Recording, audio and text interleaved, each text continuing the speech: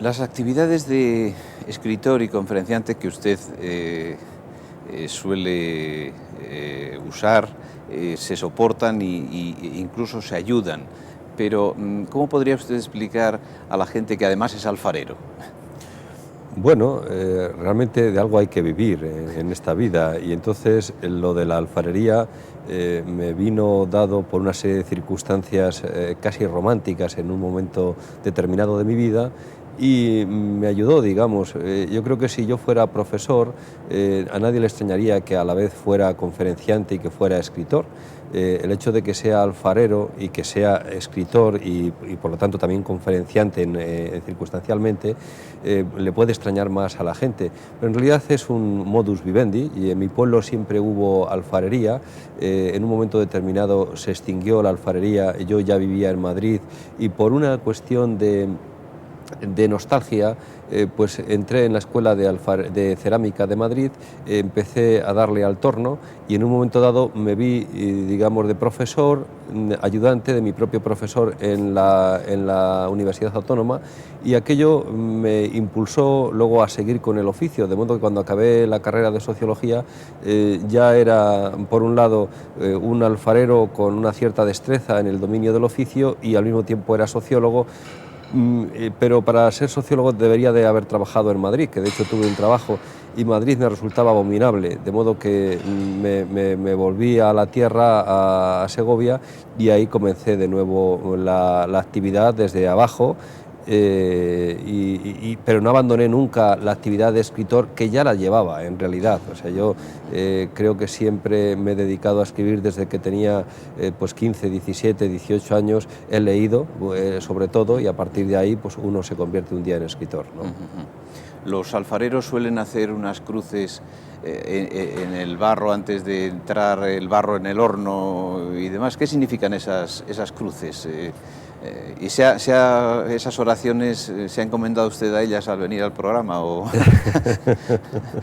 Bueno, no, yo tenía una cierta confianza en usted mismo como entrevistador, y no pensaba que tuviera necesidad de echar mano de esas oraciones. El significado de esas oraciones era, bueno, en algunos momentos significaba todo el trabajo de un año. Hay algunos alfareros que cuecen cada 15, cada 20 días, cada mes, en función del tamaño que tienen los hornos, pero hay hornos que son grandísimos y que se requiere trabajar todo el año para poder, digamos, cobijar toda la producción que se ha hecho. Es el caso de Astudillo, en la provincia de Palencia. Y entonces, claro, si sale mal la cochura, pues es una catástrofe. Es un desastre, efectivamente. Entonces se hacían unas oraciones, no sobre los cacharros, sino unas cruces. Se tapaba con barro parte de la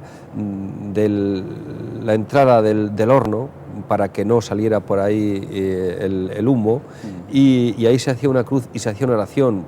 Recuerdo alguna de ellas, que era: Santa Polonia bendita, si está de menos se lo pones, si está de más se lo quitas.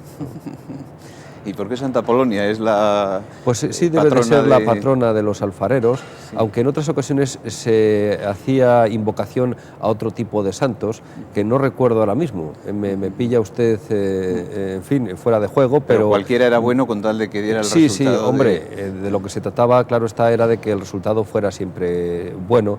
También es verdad que en este tipo de supersticiones, las mujeres que estaban con la menstruación no podían en ningún caso hacer ninguna tarea relacionada con la cochura, porque entonces se suponía que iba a salir mal, ¿no?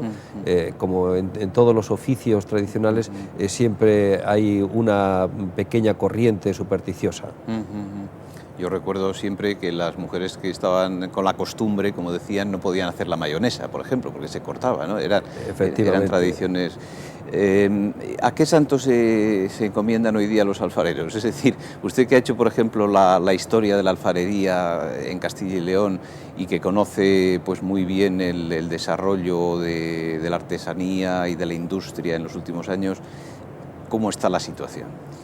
Bueno, la situación yo creo que está ha habido un cambio profundo, ha habido un cambio, bueno, impensable hace 25, 30 años, ¿no? Donde la alfarería tradicional estaba prácticamente extinguida. Y entonces se han mantenido de los alfares tradicionales posiblemente los mejores, los que todavía tienen una demanda no para el consumo, aunque también para el consumo. Estoy pensando en alfares como los de Pereruela, por ejemplo, que bueno, tiene una vigencia extraordinaria y que cada vez son más los hornos, las fuentes para los asados y todo este asunto. Eso funciona muy bien.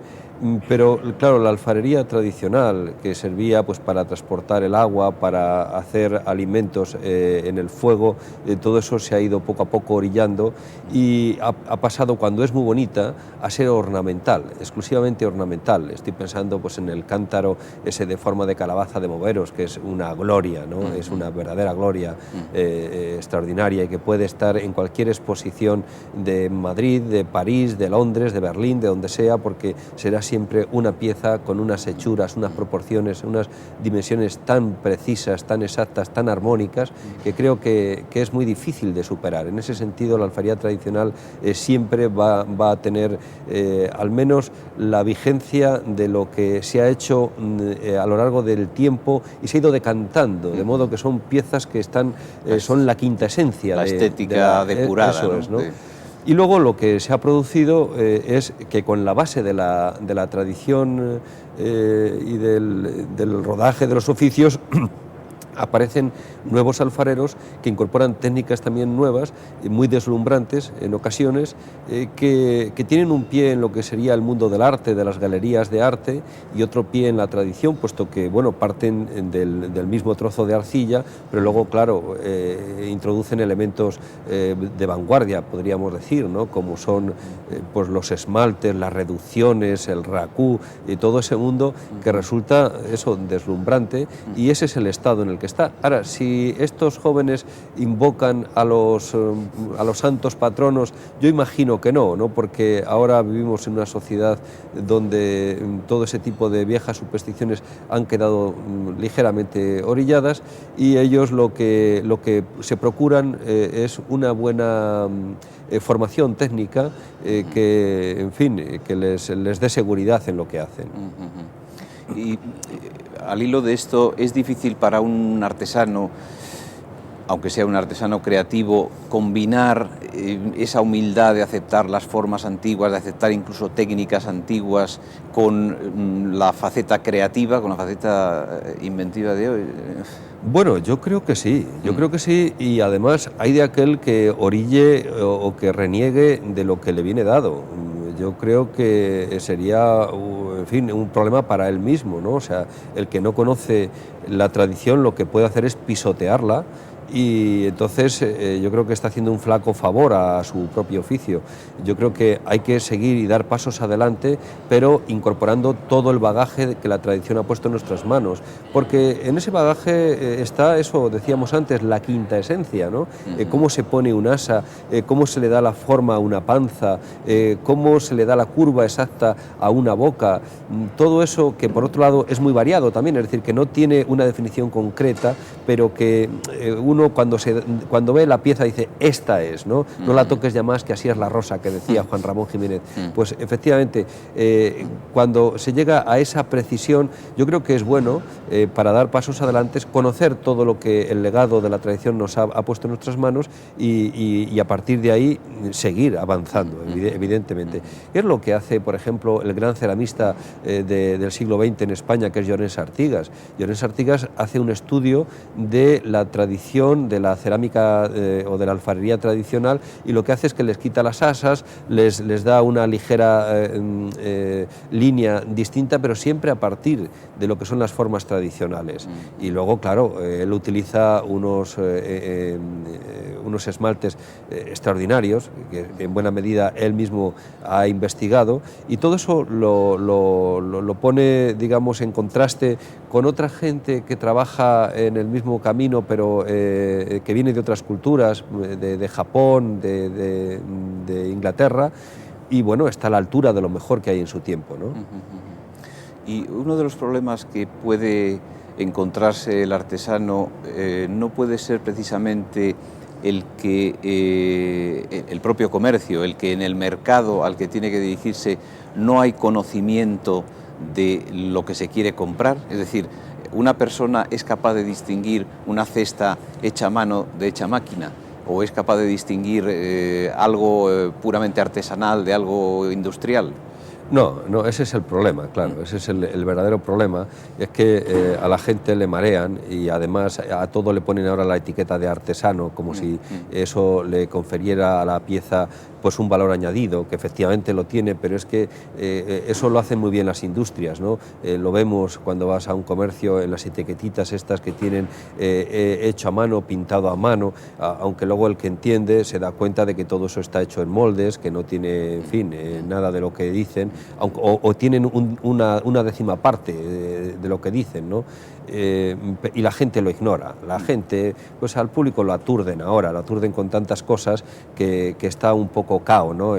Va y viene y le importa. Eso sí, hay que decir en favor de la industria que tiene unos diseños también muy interesantes y que eso le permite, pues, en fin, que por el brillo de los objetos, por la liviandad, por otras muchas cosas, pues que se acaba imponiendo, y es muy difícil, por lo tanto, para el artesano que hace una cesta auténtica en Salamanca llegar a un comercio, ni siquiera llegar, porque claro, se encuentra con que la competencia de las que vienen de Taiwán son infinitamente más baratas y entonces al público en general le importa poco, aunque luego a los 2 o 3 meses de uso se le hayan ido las asas, ¿no? Pero hay que tener un conocimiento preciso de lo que son el mundo artesano para poder pagar el doble o el triple de lo que vale una pieza, porque al final resulta que ese valor ha merecido la pena, vamos, ¿no? Pero entonces, ¿qué queda de la sabiduría antigua? Es decir, a mí me recuerda un poco pues a la Biblioteca Nacional. La Biblioteca Nacional es un sitio al que va muy poca gente, pero es absolutamente necesario. Yo creo que es necesario que esa sabiduría antigua perviva en las piezas de artesanía, y lo que sería más necesario es que la gente fuera capaz de apreciarlo. Sí, bueno, yo creo que lo que queda es un bagaje, pese a todo, ¿no? O sea, no podemos ser fatalistas y decir, esto está muy mal y tal. No, no, yo creo que queda siempre un bagaje y que queda una sabiduría antigua, que queda un zócalo, ¿no? de todo el saber tradicional, y ese zócalo resulta que en un momento dado está muy a la baja, pero de pronto vuelve otra vez a ponerse, no digo de moda, porque la moda es algo que es efímero siempre, ¿no? Pero se pone de manifiesto de nuevo, surge o emerge. Y yo creo que esto es lo que ocurre con el mundo de la artesanía en general, ¿no? Que cuando se tienen los conocimientos, esos conocimientos se transmiten y hay un momento dado en el que, por lo que sea, acaban poniéndose ahí de manifiesto y la sociedad los reutiliza de nuevo, ¿no? Es verdad que hay algunos de esos conocimientos, yo estoy pensando ahora en los viejos carreteros, ¿no?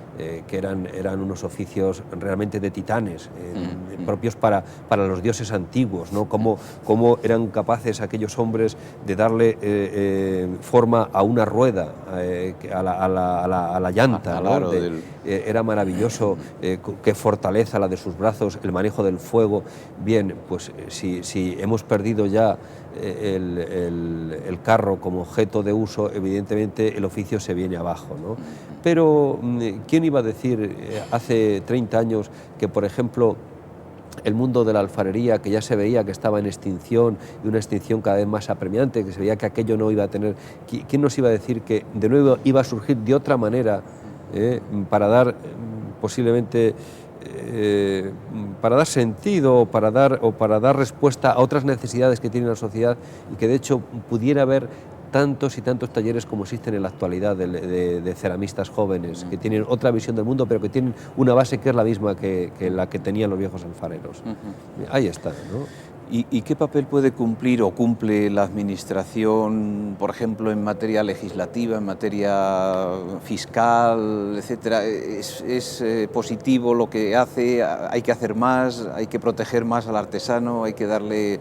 Bueno, la Administración quiere bailar con todos, ¿no? Y entonces intenta siempre quedar bien con unos y con otros, y yo creo que los sectores más débiles son los más perjudicados, en este caso son los pequeños artesanos, pero yo creo que sí se podría hacer algún tipo de etiquetas de garantía que se vienen pidiendo desde hace mucho tiempo, de modo que en los comercios donde está el consumidor final se pudieran apreciar que al menos hay una garantía de lo que se compra, porque ahora las etiquetas las ponen los mismos fabricantes, los mismos industriales, y dicen esto está hecho y está garantizado, pero que viniera sancionado por la administración, y que la administración, digamos, que fuera capaz, ¿no? Eso lo hacen muy bien en Grecia. Los griegos tienen unas etiquetas y nos hablan de que son reproducción de las piezas antiguas, pero están garantizadas. Certificado de calidad. Eso es. Bueno, pues eso no lo tenemos aquí. Esto es un pandemonium, es un desastre. Y sí, hay unas etiquetas que da, en el caso de Castilla y León, da la Junta a los artesanos para que las puedan poner, pero solo lo pueden poner los artesanos. Pero cuando uno llega al comercio, que es donde digamos, se pone de manifiesto todos los posibles conflictos, eso deja de existir, ¿no? Y además no convendría que fuera una etiqueta ya a nivel nacional para evitar que si viene un andaluz pues no reconozca efectivamente. De calidad. Lo que pasa es que también hay problemas porque, por ejemplo, en Castilla y León tendemos mucho a los talleres individuales o familiares, ¿no? Y entonces somos muy puristas, somos extremadamente puristas, mientras que, por ejemplo, en Castilla-La Mancha, que al fin y al cabo llevamos en la primera parte del mismo nombre, ¿no? Castilla-León, Castilla-La Mancha, pues los talleres tienden a ser industriales, con al menos una media de 8, 10, 12, 15 empleados, ¿no? Y entonces, claro, a ellos no les conviene tampoco lo que aquí sería un artesano puro, a ellos no les convendría, ¿no? Porque tendrían muy pocos artesanos puros y, sin embargo, tienen muchas pequeñas fábricas, ¿no? Habría que atender a lo mejor más al producto que al proceso de... Bueno, sí, posiblemente el producto como resultado final de un proceso, ¿no? Pero es cierto que sería conveniente que hubiera una homologación a nivel nacional para que las piezas, ya sean catalanas, ya sean del País Vasco, sean de donde sean, pues tengan una garantía y eduquen al consumidor. Volviendo un poco al tema de la tradición, durante mucho tiempo se ha pensado que la tradición era aquello que el pasado nos había legado hasta hoy, pero nos lo daba preservado, metido dentro de una bolsa, inamovible, etc. ¿Es eso cierto? Y si no lo es, ¿qué importancia tiene la creación individual, la evolución en los propios conocimientos tradicionales? Bueno, a mí me avergüenza teorizar sobre esto delante de una persona que está considerada pues el maestro de la tradición viva en España ahora mismo, ¿no? Pero dado que me interpela y como quiera que no quiero ser grosero, yo creo que efectivamente la tradición evoluciona, no es dinámica, no es estática, no está ahí, digamos, quieta. Y que es bueno que evolucione, porque si no tendríamos una sociedad esclerotizada, ¿no? Sin ningún movimiento. Entonces, creo que es bueno que tengamos un pie en la tradición y otro pie en la vanguardia, y así se va regenerando y tenemos una tradición renovada. Esto se ve muy bien en cualquier campo de la creación, tanto en el campo literario como en el campo musical, como en el campo de la propia... de la cocina, por ejemplo, que está tan de moda ahora mismo, ¿no? Pero como todos los cocineros de vanguardia en general siempre dicen, no, yo hago una cocina pero que tiene un pie en la vieja tradición, lo que me enseñó mi abuela, mi madre, y efectivamente, es que ahí está el saber, que a veces hay que retocar, hay que corregir, pero no podemos olvidar todos los años en los que generaciones anteriores a nosotros han estado también investigando y también sacando lo mejor, y para que vengamos nosotros ahora como unos pedantuelos y a echar todo eso por tierra, ¿no? Yo creo que es necesario saber que por mucho que avancemos, lo que estamos haciendo es un paso mínimo respecto a lo que ya nos viene dado del pasado. Y en ese sentido, lo decíamos antes también, creo que es bueno conocer el pasado para poder avanzar con bases sólidas hacia el futuro. Usted escribe muchos cuentos y también los recita o los relata de viva voz.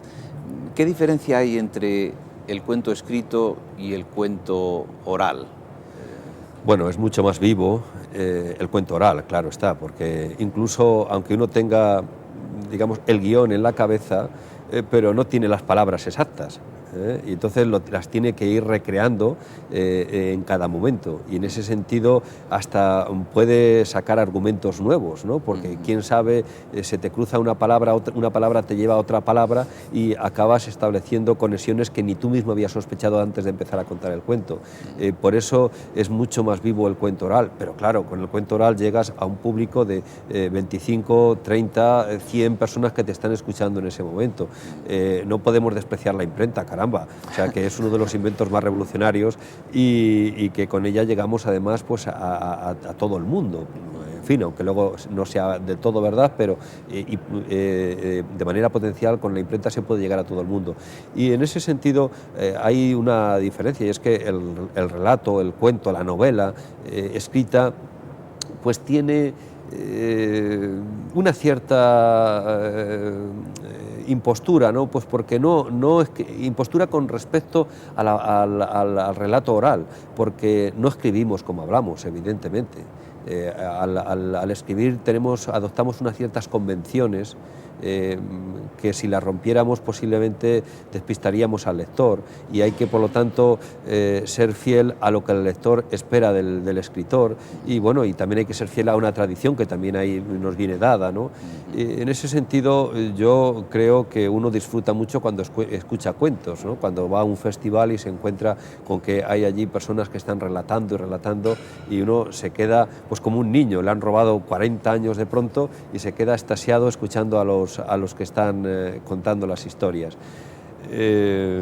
Mientras que con el lenguaje escrito, bueno, pues es una forma más íntima, que requiere una concentración, un esfuerzo mayor, pero también es verdad que es más duradero en el tiempo, y que uno puede, a su capricho, poder llevárselo a casa o llevárselo a un viaje por ahí y estar leyéndolo. Y en ese sentido son diferentes formas para llegar al mismo fin, ¿no? Y sin embargo, efectivamente es más duradero, pero por ejemplo, leer un cuento de Trueba o un cuento de un ilustrado no nos introduce en un tipo de lenguaje ya desusado y que repele un poco.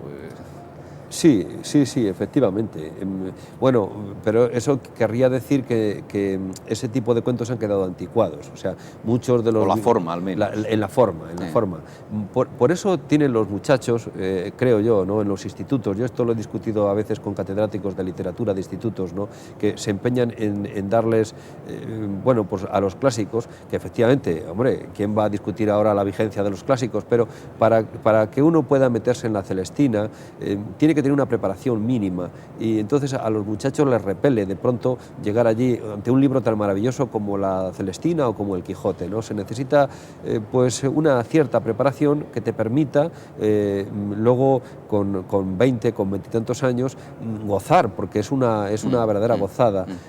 Y sin embargo yo creo que a los muchachos de bachillerato les interesan más las historias que son más cercanas en el tiempo y que están escritas también en un lenguaje que a ellos les resulta más familiar, evidentemente. Ya estamos terminando. Muy bien. La entrevista. ¿A usted qué le parecen normales los relatos fantásticos? No le habrá sorprendido lo que voy a decir, pero ¿no es casi un cuento que tras muchos años de darle a sus cerámicas un adorno de color verde muy especial, lo encontrara finalmente idéntico en una cerámica antigua que salió al excavar para realizar unas obras en su nueva casa? Pues sí, eso es un relato, efectivamente, es un relato fantástico, ¿no? Yo pienso que parto de la nada cuando hago una decoración en verde a mis propias cerámicas, y me encuentro con que 10 años después de hacer ese recorrido al excavar para hacer una bodega en la casa que me estaba haciendo en Segovia, aparecen esas cerámicas, y aparecen esas cerámicas que, hombre, no son exactas, ¿no? Porque aquellas eran de una línea que iba recorriendo, los cuencos eran escudillas, pero eran de una línea verde también, es decir, el color era el mismo, un fondo blanco, una línea verde, y entonces uno se encuentra con que lo que pensaba que podría haber sido una innovación o que uno ha puesto algo original, pues en buena medida te dicen, no, esto ya estaba hecho hace mucho tiempo, ¿no? Efectivamente, el mundo nos da el mundo, la propia vida nos da estas sorpresas, ¿no? Ignacio Sanz, muchísimas gracias. Gracias a usted.